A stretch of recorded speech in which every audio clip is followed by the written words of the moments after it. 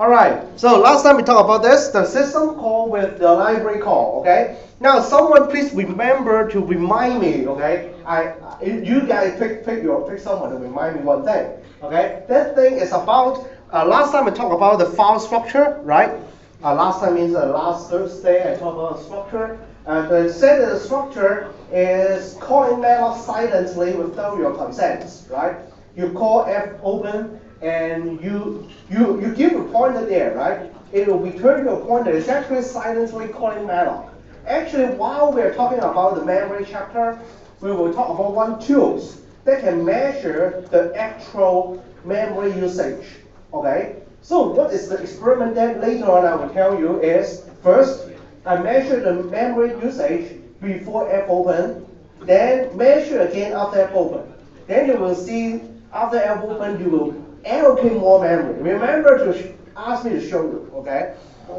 Yeah, remember someone please, okay? And when we talk about this, okay, we talk about the system first, okay? For the system, there is no memory export from the kernel to the user, okay? What are the things that export? It's always that file descriptor, okay? So where can you find a descriptor?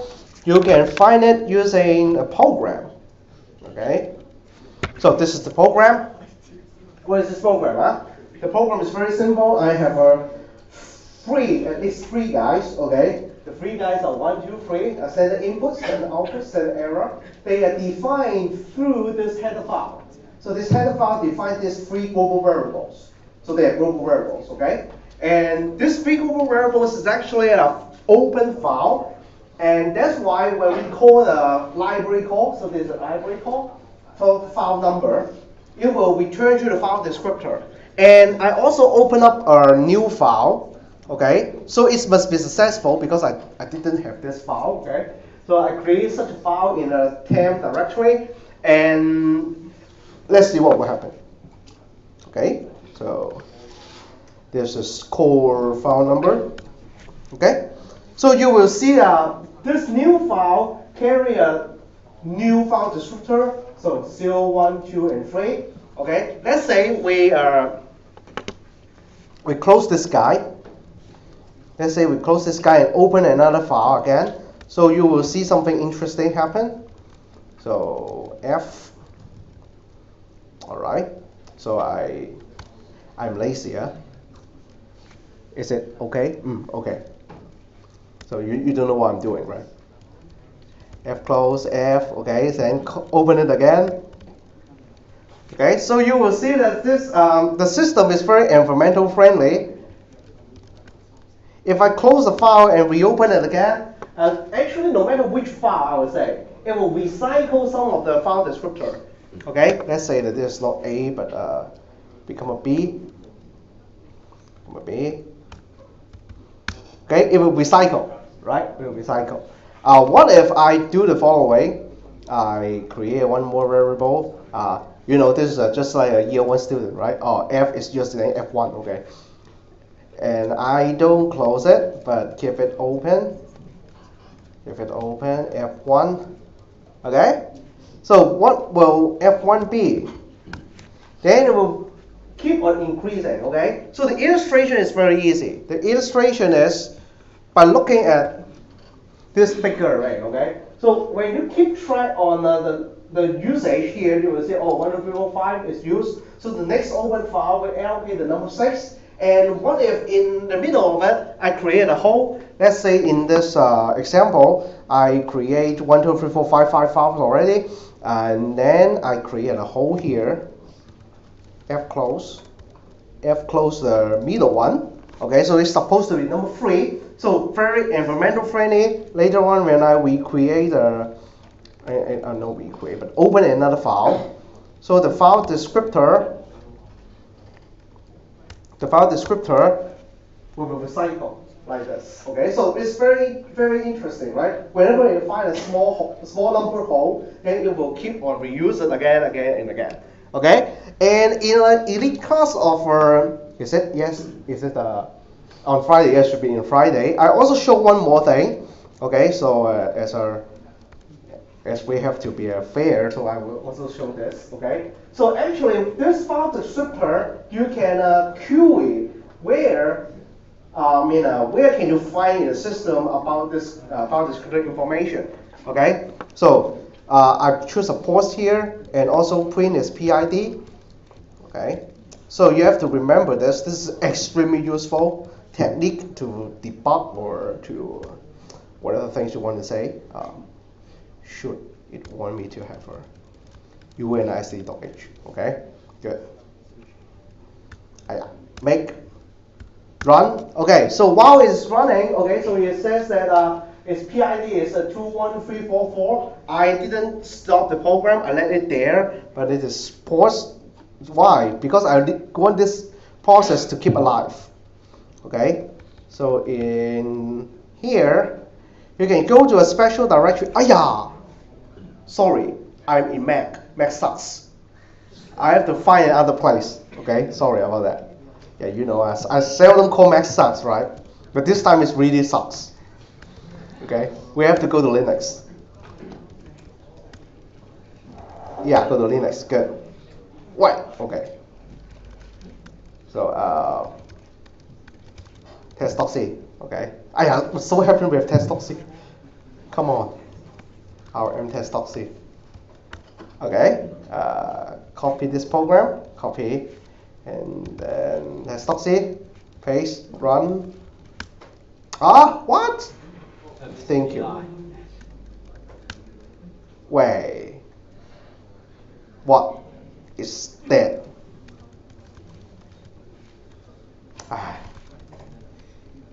Should be not there, right? Yeah, right. T11.c, no T11. Okay. Yeah. Okay. Then run T11. Yeah, I got the PID. Wow, so what happened? The PID is so close together with different machines. Okay, so I suspend it. Now let's go to some secret dark place in the system. Okay, so the PROC file system. Actually, you can use the PID to go there and check all the open files. Okay? And this is not anything funny. The funny thing is if I press ls-l, it tells you which file descriptor is pointing to which file. Okay? So what is so good about this? It's good to debug assignment 1. Yeah, sorry, assignment 1 is gone. Okay. Yeah, really good, right? It's telling you that, whether a particular file descriptor open or close, okay?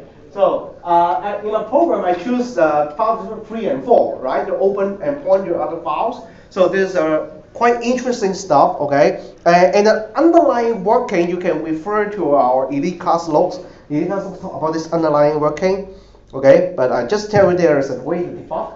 And another thing that quite hidden is, so what is this box, okay? So while you're doing revision, you will miss it. What is this box? So this box is actually my illustration of this. I forgot to plug this in. Okay. Plug. Okay. Move. So about this guy, okay? So what is this so-called file structure? Later I will tell you some more about this guy. This guy mainly is about when you open a file, so you have to keep track of some status. Let's say that what is permission, what is file name, how big it is, or whether I reach the end of the file or not, so on and so forth. So we call it a file structure. And the next page I illustrated is a set of files being opened. And what is this green box? This green box, I treat it as a kernel space memory to hold all open files in the system. Okay, so this is a system-wide facility. So this system-wide facility will store all the things when you open it. And whenever you open the same file through 2 different processes, and actually they may have this, let's say this file descriptor 6, this file descriptor 3, they share the same subject, okay, same structure. What does that mean? That means that you're opening the same file. And whenever you open the same file, the kernel allows you to share that file as a shared resource, okay? So remember, this is very dangerous, okay?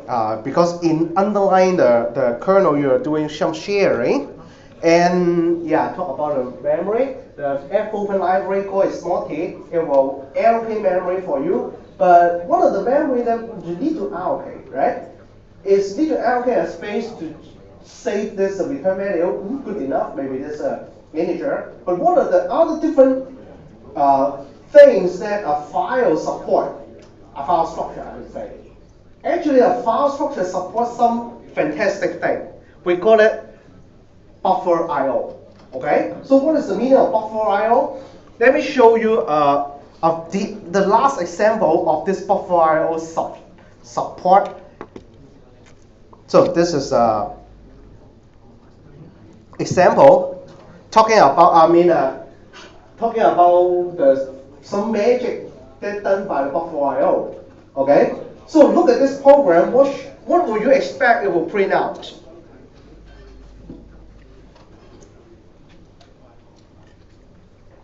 One hello, two new line, right? Before fork, once. After fork, one twice, right? And let me show you the results. That is called fork.c. Wow. Yeah. Mess us. No. It happens in all systems. Okay? And this is about some naughty behavior or some behavior you don't understand about one thing, the file structure.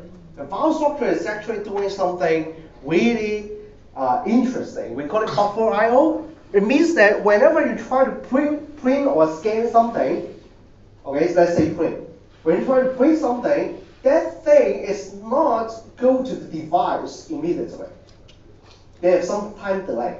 Okay, and the time delay is up to you to control. You can control, let's say, okay, I wanted to go to the device immediately. You can call something to make it happen. But here, you cannot see such kind of special control here. I didn't write down anything you don't know. So it will behave like this. The hello won't go to the device immediately. So where did it go? It's still inside the user space memory. When you do a fork, and entire user space memory being copied. So you have two hellos ready to go to the device, but not yet go to the device. And then when you go to print the little line, we have two hellos. Okay? And why is that? Why is that? Now I try to explain to you with certain examples. Okay? First of all, we have two versions. One is buffer I/O, one is non-buffer I/O. Okay? So what is buffer I/O and non-buffer I/O? If you are talking about calling the system call directly, so I kind of giving you this concept, right? When I say that, oh, you need to read something, you call read system call, you go to the device and read something from the keyboard, from the network, whatever. And the write system call is also, you want to write something to the device, you will call the write system call. I keep on giving you this concept. Now, the call comes up here, the read and write system call. And write system call and read system call is touching the kernel in, kind of a very native manner without any special support. So that it's too ugly here, right? It's not file structure anymore. It is a file descriptor. You tell the file descriptor, hey, I want to write something, and there is nothing look like printf. Okay? You cannot say that, okay, can I write %d and then a number? No, sorry. You have to transform the thing that you have to write, become a string, put it in a buffer, and give him the buffer, let's say to the right. Give him a buffer, and how long that buffer is, then it will write to the screen. Okay? So this is the read-write system call without any formatting. Okay? So if you know how to write in assembly, yeah, there's just like assembly code. Okay? You have to do the transformation by yourself. Okay? And who will use this? Of course, the library. The library will call it, and sometimes I will also do it. Let's say that I'm writing a network program. I want to send something to the open socket, okay, the network wire. I will use the read-write system call, okay. But now you won't use it because you all use these guys, right? The printf, putS, whatever things here. So I categorize two things here. Whenever you try to read something, actually you are calling the read system call. over a specific media. Let's say that you are pointing to a keyboard, then you will call scanf. But eventually the scanf will map to the file descriptor that is the keyboard. And let's say you use the F scanf, but the F scanf, talking about the F, okay, the file is actually a file on the hard disk. Then the read system call the file descriptor is actually pointed to the hard disk. Okay? So you will have these guys. They are all calling read system call eventually. This guy will eventually calling the write system call. Okay, so whenever you write something to the screen, it's write system call. Now, what is the difference? Of course, you can say some difference here. Oh, this guys has formatting, right? You can put a %d there, %s there, very, very helpful things, okay? Now, it's not just the thing that I will talk about the format. Later on, we can discuss over how bad is scanf, okay? I want to discuss about actually how these three guys, okay? You, the user program, you call scanf, and the third guy is the kernel, how they operate, okay? And this is just a general case. There are a lot of special case there. So I talk about general case in the sense that, let's say you are in this program, file one, you're taking inputs in an infinite way, and every time you're talking about a number, okay? Now let's think about how you will implement a scanf. I think no one will try to think into it, okay? So implement a scanf is easy. I shouldn't say easy, okay? I mean, to me, it's also easy. Someone tell me that the scanf code, 1,000 lines of code long, okay? Actually, how you implement it? You read the first character from the input. Is it a digit? Yes. Then you continue to read the next. Continue to read the next, read the next, again, and again, until you encounter the first non-digit. Then you will, let's say you got 10 digits, and the 11th one is a non-digit. Then you will aggregate the 10 one using because it's base 10, so you will be the last one plus times 10, and then plus the second one times 10, so on and so forth. Then you will have that number, okay? And all this scanning part, the conversion from a string into a number is all done within the scanf code, okay? The kernel won't serve you, okay? What the kernel is doing, give you that character. You want a character, give you a character, okay? And scanf will keep on asking, hey, read. Give me one character, give me one character, until I'm a scanf, I encounter non-digit, then I will stop. And I will hold that non-digit inside my buffer, so that whenever next guy want to call my scanf call, okay, oh, you want to look for a scanf for, not a %d, but space, okay, then I know that I get a space here. Okay, now have a sense of how scanf work now. What I'm going to tell you about this is about these two guys, okay? So I will have a relationship now. I call it as a raw input. I get it character by character, okay? It can really character by byte type. Another is a process data. You handle all the buffering inside here. So you have a buffer inside the scanf. And the buffer is accumulating the data so that it fits your usage, and then process it, send back to your user program. Let's say this input guy using pass by reference. Okay, so get an idea here now. So the scanf is not really dumb, but quite a hard to control, how to control thing. Okay, because it's internal, has a buffer control. Now the buffer control, how this buffer work with the raw data? I would like to say that this is up to the scanf design. And you can interrupt such a design. So let's talk about what is design first. The designers will scanf do this stupid thing.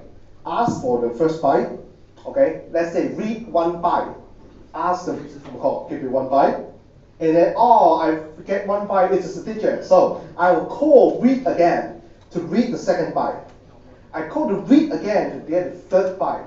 It's not, okay? It is not that way, okay? It's actually doing this thing. What happened? Come on, wake up. Okay, yeah, you know this. The name of the whole factor ability of this guy. Okay. So you ask for one thing, okay? And the scanf core will try to optimize it. What is the optimization here? Hey. Oh. Yeah. Works. I mean, where is it from? China? No, Japan. Yeah, so where am I? Oh, okay. This scanf will call optimize it. I talk about optimization. So what is the thing that will optimize? It's trying to optimize the number of core of what? The number of core of the read system call. Because scanf will operate on different media. Maybe from a subs. Right? Oh, okay, good. So it will optimize the number of core so that when I have a high frequency of work, okay.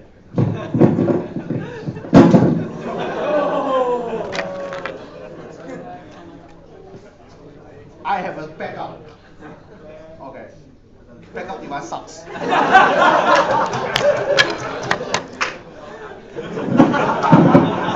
Yeah, just like a Ray 1 running on Ray 1 and both these dies. Yeah, suddenly it works. Okay. So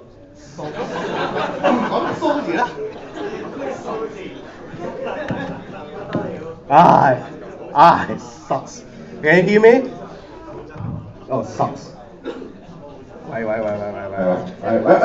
Okay.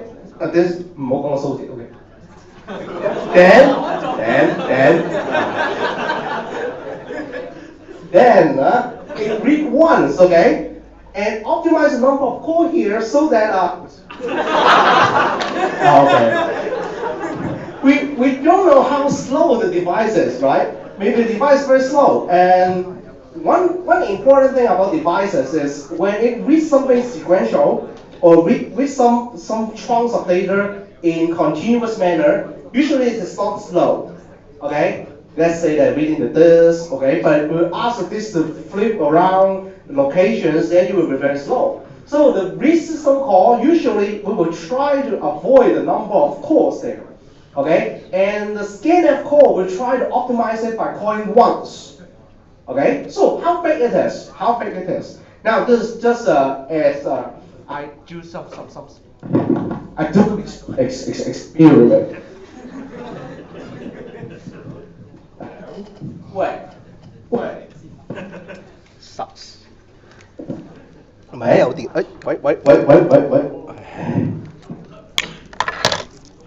Okay, I use this. Okay, you read it once. Okay, and that block of things usually is 4K. And you can make it smaller. Later on, I tell you how to change it. And that's why this scanf code will read it once and ask for 4K of data. And the read system call, when it is work over, and I shouldn't say the read system call. I should say the scanf call. Okay, the scanf call, it just holding the entire system, and when you press enter, something will go to the device, and you will scan something, right? It's actually also working here. You ask for a 4K of data, let's say, and the terminal may not give you 4K of data. Yeah, you just type, and then enter. Must be smaller than 4K of data. Then this bunch of things ship into this scanf code, and the scanf code start processes one by one. Okay, so this is the difference between buffer I/O, the raw data processing, and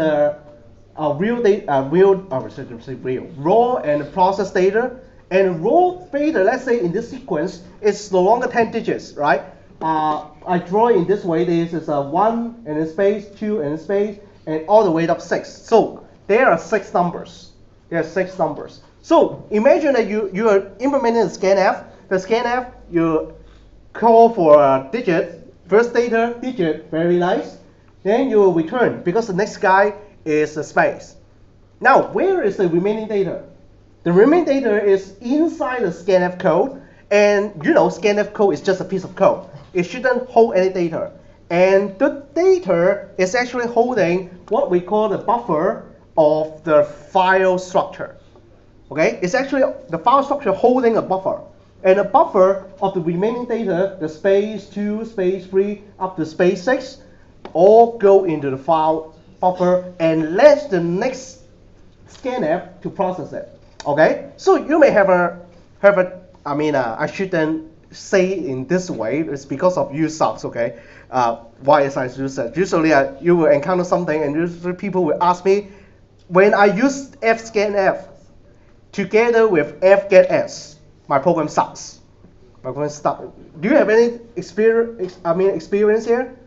You use fgetS and then scanf or whatever things together, then it will get a mix. Okay, it's because the scanf is actually leaving something in the buffer, and fgetS will also use this buffer. So it's because you are not equipped with that knowledge. Now you know there is a buffer, and remember how this buffer will affect your call. Now I have to say so many things about this buffer.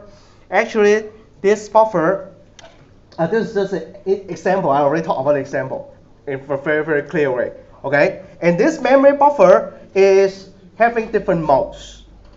Okay, and there's no debug modes. Okay, it's only full buffer. Okay, so what is the meaning of full buffer? Full buffer is better to explain in a write-related call way. The write-related call way, full buffer means that the data always return to the buffer first. Okay, and the write system call will only be invoked whenever you get a full buffer. The buffer is full, then it will flush to the data stream. Okay, I mean the real data, the keep, the mon, whatever. Okay, or when a process dies, it will flush to the media. Okay, and where can you find this behavior? File, normal file. Okay, I don't know whether you have this experience. The experience usually happen in data structure course. Okay, the data structure course usually do this: ask you to read something and process data, and ask you to write something. Whenever you get segmentation faults, your output file is empty. Get this experience or no? You never get segmentation faults? Or, well, you guys are powerful, huh? You don't understand what segmentation fault are? You never experienced that? Okay? Oh, no need to output the file. The code sucks. The code sucks. Okay? Yeah, broadcast this, okay?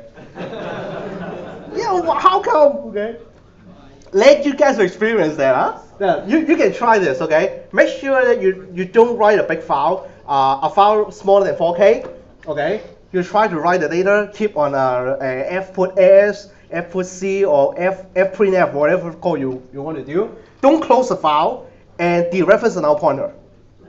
Then the file is empty, okay? It's because all go to the buffer without going to the media. Okay, it's called full buffer mode. And the next mode is called line buffer mode. Okay, line buffer mode is better to be explained using a program. Okay.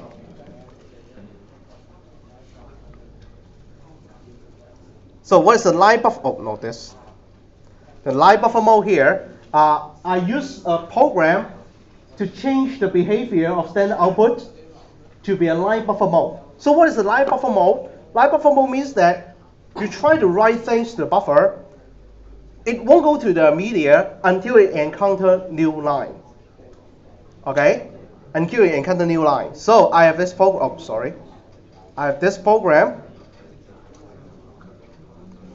Okay? I will print out HELLO every time I got a sleep. Okay? And then I have new line character. Let's see it. Let me close this guy first. HELLO. And you expect that the new line comes out. New line force the data to come out because it's line buffer mode. Okay? Whenever it encounters a new line, it go out to the screen. Actually, you have encountered this a lot. Where did you encounter this? Yeah, sometimes you find that your program fails, and people tell you that, yeah, call F, what is that? F flush.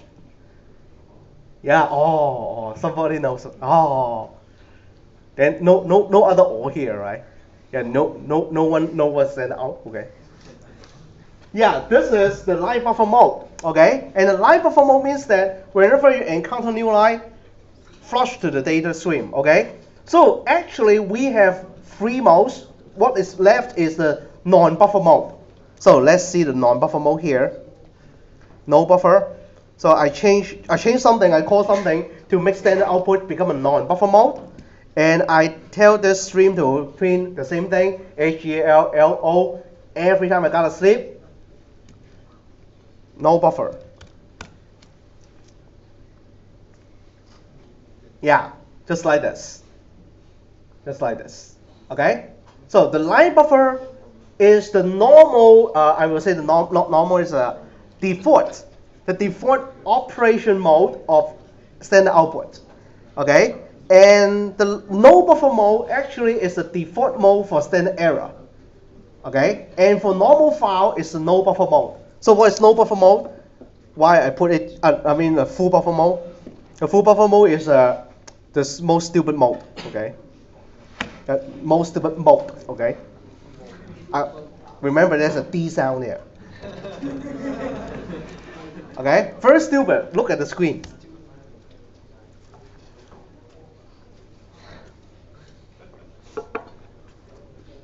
What is that?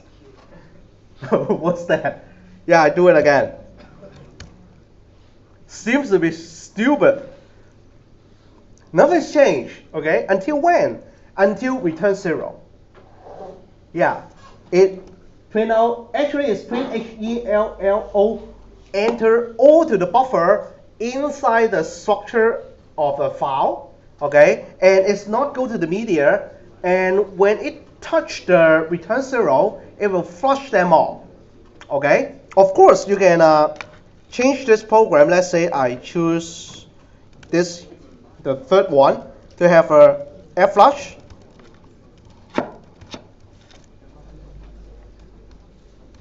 Oh, make it run.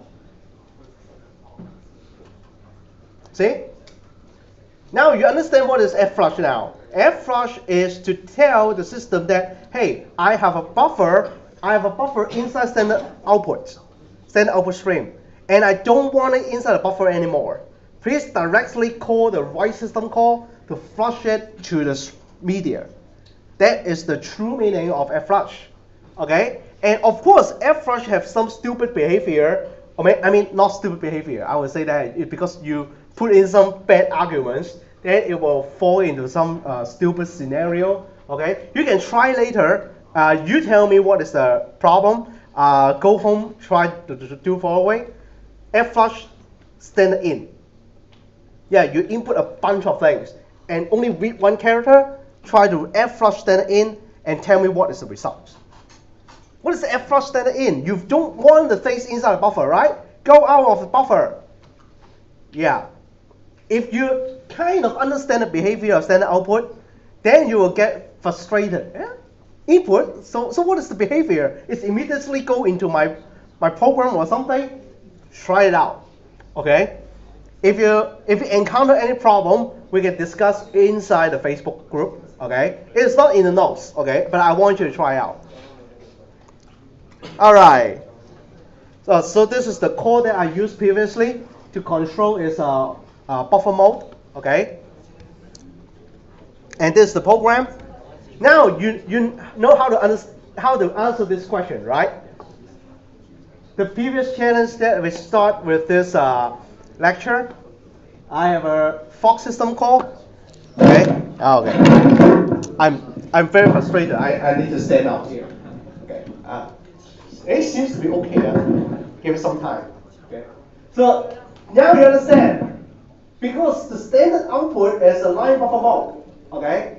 Remember, standard output is line buffer mode. Without a new line, it won't go to the media. Without a new line, it won't go to media. So that it will stuck there where it's there. The buffer inside the standard output. And until when? Until you call new line. You have a new line to flush it out. So because this layer, what is the layer? The layer inside the file structure is not inside the kernel, but inside user space. When you do fork, you duplicate user space memory. You have 2 pieces of memory now, each holding hello, and the status is I need to print it out, but I don't want to print it out yet. So if I change something, let's say I don't want to print to the standard output, I want to print to standard error, and things change. Standard error string is no buffer mode by default. Okay?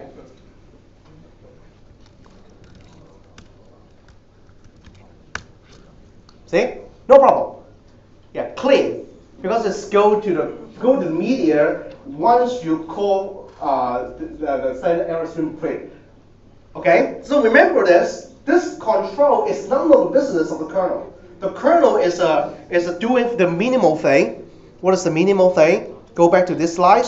It's only give you the raw data. You ask for raw data, I give you. You write the raw data to me, I print it out. There's no buffer or no delay control on the system call layer. Okay? The delay is only happen within some call like the scanf, the printf. Okay? They operate with the file structure, and the file structure gives you the buffer, and depends on the stream. The stream choose the buffering mode. Okay?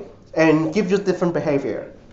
Okay? So this is the part that some people are always get frustrated with. And what is this? What is this? Okay? And actually remember, this is a buffer inside the file structure, and it is put into use by the library called printf and scanf. Okay?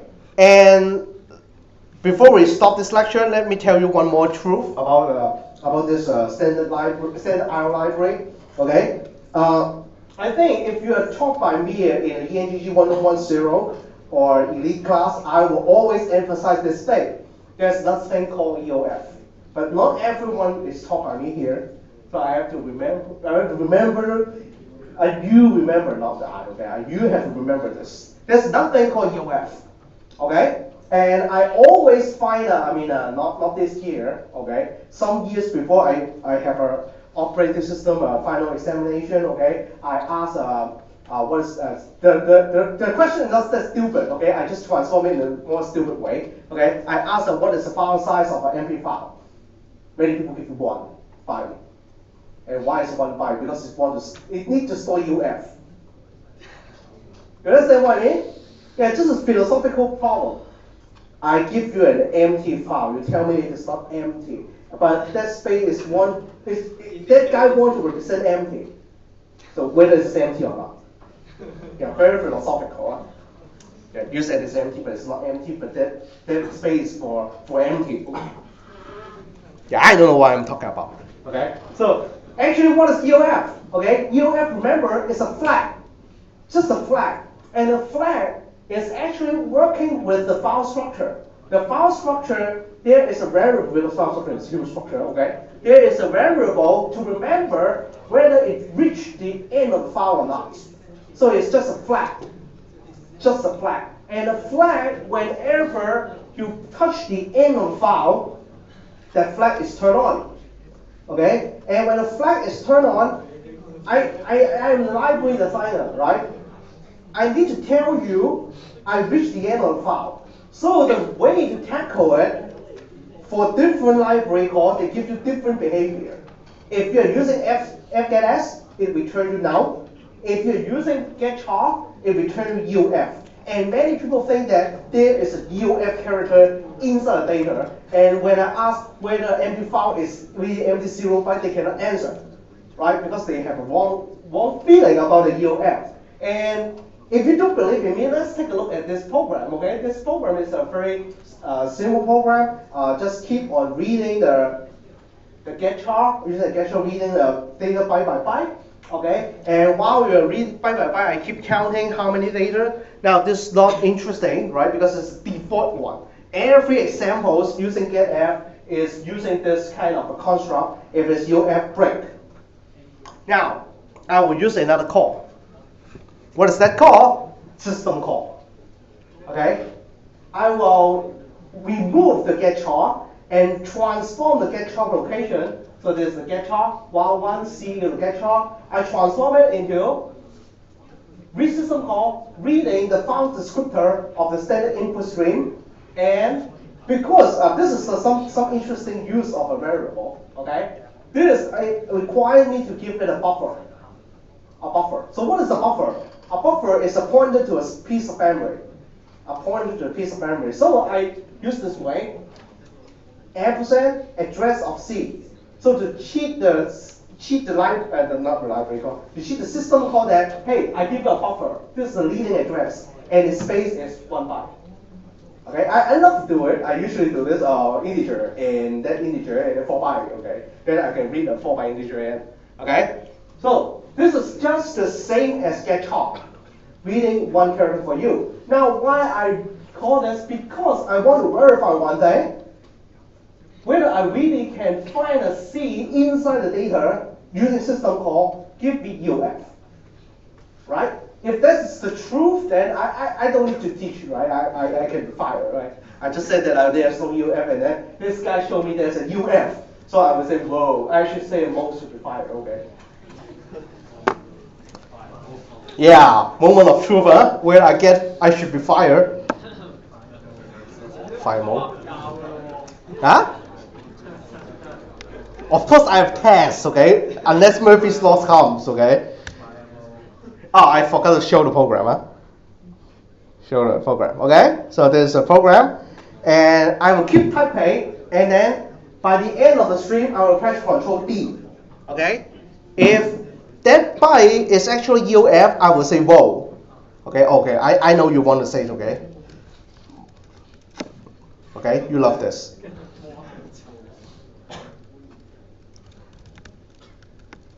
Okay, so to echo it, I will type mode out. And then it's still reading, right? It's still reading. While it's reading, did you find any UF? Not yet, right? Because the stream doesn't end. Now I end the stream by Control D.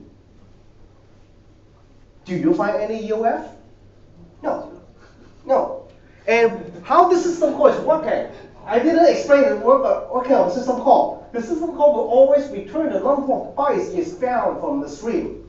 Okay? And previously it's fine this string mode out, I don't know how many characters, okay? But it will return the number of characters that it found, okay? And then you can add the number of characters that you have read from the input. Then it will return 0 to represent that I don't have anything anymore. So that means that there is no UF before I type Control D, of course. After I type Control D, there is also no UF because the system call directly returns 0. Now, who gives you that UF?